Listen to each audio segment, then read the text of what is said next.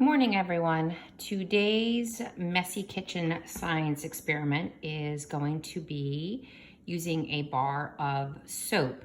I've only ever used Ivory soap, although there's a possibility other soaps might work as well. I know the reason Ivory works is because it has air pockets inside of it.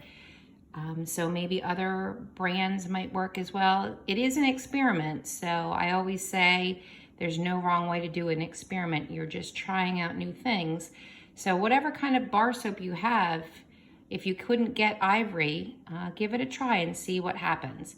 So we're going to have our bar of Ivory soap, put it on some kind of a plate that is safe to go into the microwave.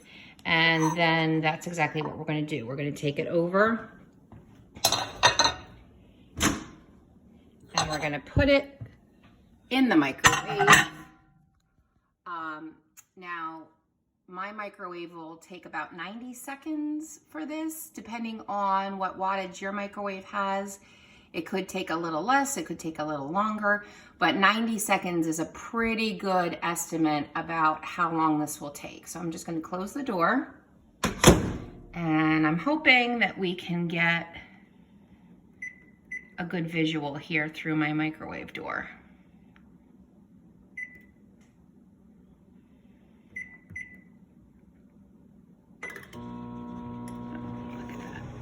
You can see it pretty well in there. As it's going around, what's happening is the little air pockets inside the soap are expanding, and the water that's trapped inside the soap, the moisture, is going to start vaporizing. And what you're going to start to see, it's really hard to see on this, but the soap is almost exploding into like a soapy foam. It's the same kind of idea that pops your popcorn in the microwave.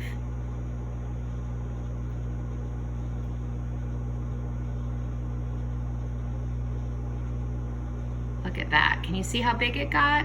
It's not the best picture, but you certainly can see it got bigger. And I actually think I'm gonna stop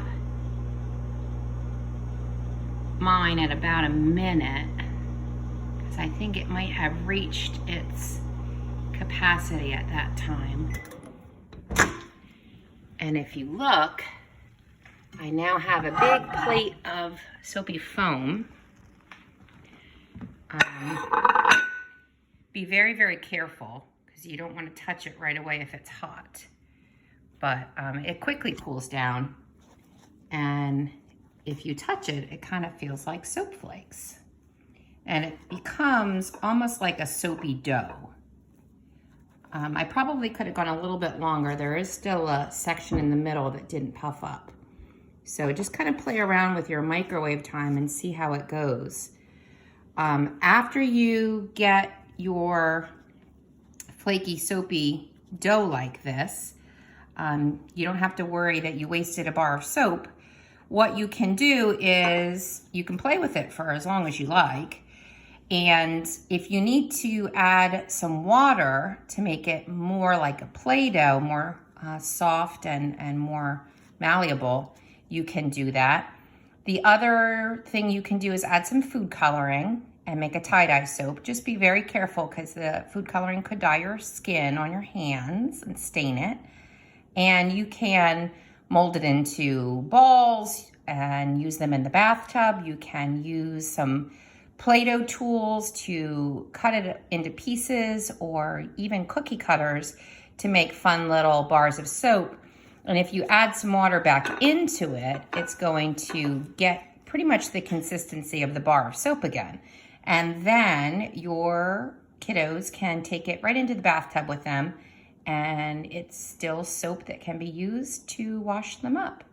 So I hope you had fun with this. I'm going to send the video and a little link to the directions. And next week, I will let you know what our science experiment's going to be ahead of time in case you need any special materials. Bye for now.